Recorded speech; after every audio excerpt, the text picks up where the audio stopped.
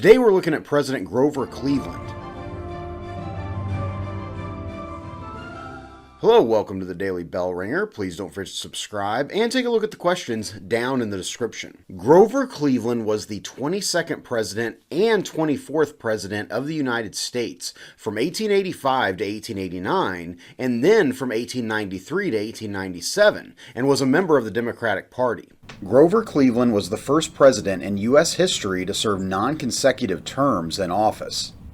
Stephen Grover Cleveland was born March 18, 1837 in Caldwell, New Jersey, the fifth of 9 children born to Richard Fowley Cleveland and his wife, Anne. Grover's father, Richard, was a minister. As a child, he went by Stephen, but later in life began to go by his middle name, Grover. In 1841, the Cleveland family moved to Fayetteville, New York, where Grover primarily grew up. He attended school in Fayetteville, but when his father passed away in 1853, Cleveland left school to help support the family. By 1855, he moved to Buffalo, New York, where he took a clerk job in a law office and began to study to become a lawyer. In 1859, he was admitted to the New York State Bar. By 1862, he started his own legal practice and was appointed the Assistant District Attorney of Erie County, New York. At the same time, the Civil War was going on, and all able-bodied men were required to serve unless they could hire a substitute to serve in their place. Cleveland did hire someone to serve for him instead of going off to war. After the Civil War, Cleveland's law practice continued to grow, as did his influence in Buffalo and across the state of New York. By the early 1870s, he was elected sheriff of Erie County. As sheriff, he was responsible for carrying out sentences for convicted criminals. Cleveland personally executed 2 convicted murderers by hanging. By 1881, he was elected mayor of the city of Buffalo, and soon after, in 1882, Cleveland was elected the governor of New York State.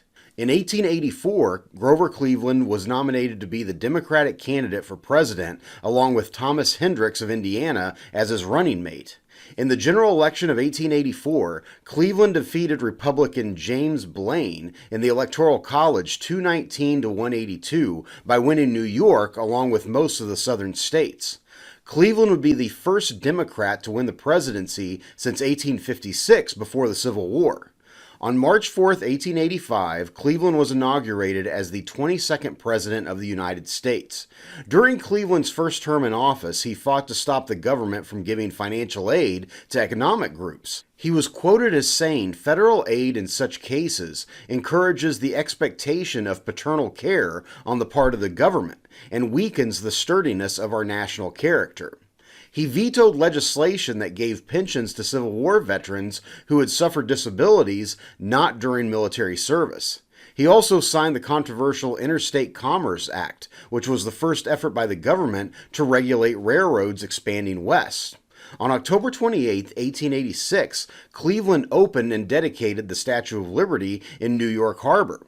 Additionally, you may have noted that I have not mentioned Cleveland ever getting married. He was actually a bachelor when he was elected president, but that did not last long. On June 2, 1886, he married Frances Folsom, who was only 21 years old while Cleveland was 49.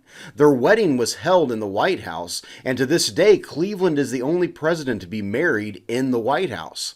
Furthermore, at only 21 years old, Frances Folsom is the youngest First Lady in American history. Grover and Frances would go on to have 5 children together. In the election of 1888, Cleveland ran against Republican Benjamin Harrison. In the general election, Cleveland won the popular vote, but lost the Electoral College to Harrison 233 to 168. Cleveland returned to private life, moving to New York City and joining a law practice there. But in 1892, Grover Cleveland again was nominated to run on the Democratic ticket for president. In the election, he again faced Harrison and Populist Party candidate James Weaver. This time, Cleveland won both the popular vote and the Electoral College and was inaugurated on March 4, 1893, as the 24th President of the United States. Soon after he took office again, the nation was struck with an economic downturn known as the Panic of 1893. Much of the crisis was brought on by the issue of how the American dollar was backed with gold or silver. Cleveland maintained the gold standard. Additionally, the economic downturn had led to labor unrest, with the Pullman strike near Chicago taking center stage as American railroads ground to a halt. Cleveland ordered federal troops to go in and break up the strike.